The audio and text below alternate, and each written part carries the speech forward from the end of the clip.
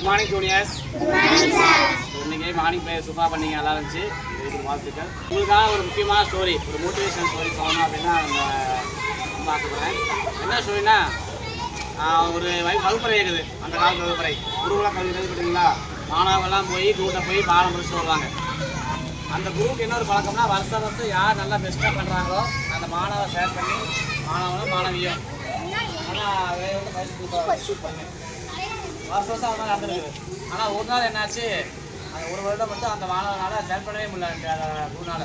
ஏன்னா ஒரு 3 மாணவர்கள் சிறந்து வர்றாங்க எல்லாத்துலேயுமே, படிப்பில், ஒழுக்கத்தில், மற்ற விளையாட்டு திறன்கள் எல்லாத்துலேயுமே 3 மாணவர்கள் ஒரே மாதிரி இருக்காங்க. அவனால் யாரை ஃபஸ்ட்டு சூஸ் பண்ணுறதுன்னு அவனுக்கு ரொம்ப கன்ஃபியூஸ் ஆகிட்டார்.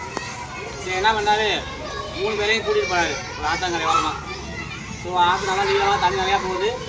அங்கே பாலம் கிடையாது, அந்த கைத்து பாலம்னு சொல்லுவாங்கள்ல, கைதுமாக கட்டிருக்கும். ஸோ அந்த பாலத்தை தாண்டி தான் அந்த அடுத்த கரைக்கு போகணும். என்ன பண்ணுறாரு, இந்த கரையிலேருந்து அந்த கரைக்கு போயிட்டு வாங்க அப்படின்னு ஒரு டாஸ்க் தராரு, ஒரு போட்டி மாதிரி யார் பண்ணுறாங்க அப்படின்னு. ஆனால் அது என்னாச்சா, அந்த கயிறு வந்து பாதி அறுத்துது. அந்த கயிறு மாதிரி அறுத்து போவாங்களா, படி மாதிரி பாலம் பண்ணுறாங்க. அதை போகும்போது பார்த்தா கொஞ்சம் தூரம் போனதுக்கப்புறம் பார்த்தா எவ்வளோ ஸ்பேஸ் இருக்குது, தாண்டி போக முடியாது. அந்த மாதிரி முதல் மாணவன் போகிறான், அவார்டு போகிறான், கரெக்டாக அதே மாதிரி அந்த மாட்டிக்கிறான். அதனால் தாண்டி போக முடியல. மறுபடியும் என்ன பண்ணுறான், அந்த ஆற்றுல முடிச்சு தூங்கிட்டு வந்துடலாம் விளையாட்டுக்கு. 2ஆவது மாணவன் அதே மாதிரியே போகிறான், போய் என்ன பண்ணுறான், அதே மாதிரியே போகிறான். மறுபடியும் அந்த இடத்துல என்ன ஆகுது, அந்த சிறு ஓட்டை இருக்குது, அதனால் தாண்டி அங்கே போக முடியல. மறுபடியும் என்ன பண்ணுறான், கஷ்டப்பட்டு குதிச்சு ஆற்றுலேருந்து மறுபடியும் என்ன பண்ண திரும்பி பழைய இடத்துக்கு வந்துட்டான், கூட்டே வந்துட்டான். அது 3ஆவது மாணவன் போகிறான், அவனாலையும் போக முடியல. மாய் பேரும் போகிறான், கரெக்டாக அதே மாதிரி அந்த குடி இருக்குது, அவனால் போக முடியல. மறுபடியும் அவனும் குதிச்சு என்ன பண்ணிட்டான், திரும்பி வந்துட்டான்.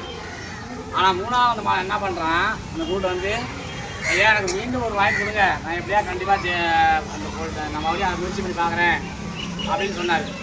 சொன்ன உடனே அந்த குருவுக்கு ஒரு சந்தோஷம் வந்துருச்சு. என்னென்னா, நம்ம தேடிட்டு இருந்தால் நம்ம செயல் பண்ண நினச்ச மாணவன் நம்ம கிடச்சிட்டான் அப்படின்னு.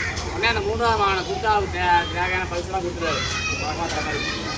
மற்ற 2 மாணவர்கள் ரொம்ப ஆச்சரியம், இல்லை அவனுக்கு தான் போய் அந்த கரையை கடந்து போகவே இல்லை, ஆனால் அவனுக்கு மட்டும் எப்படி பரிசு கொடுத்தாங்க, நமக்கு தரவே இல்லை அப்படின்னு கேட்குறாங்க. கூட்ட போய் ஏன் என்ன பண்ணீங்க அப்படின்னு.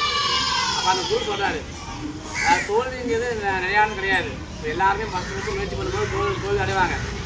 ஆனால் அவன் என்ன பண்ண, மறுபடியும் நான் மறுபடியும் முயற்சிக்கிறேன், கொடுத்துப்பா என்ன பண்ணுறான், மறுபடியும் நான் மீண்டும் முயற்சிக்கிறேன்னு சொன்னான் பார்த்தியா, அவனை தன்னம்பிக்கையை பாராட்டி தான் அவனுக்கு முதல் மாணவன் பரிசு கொடுத்துறாரு.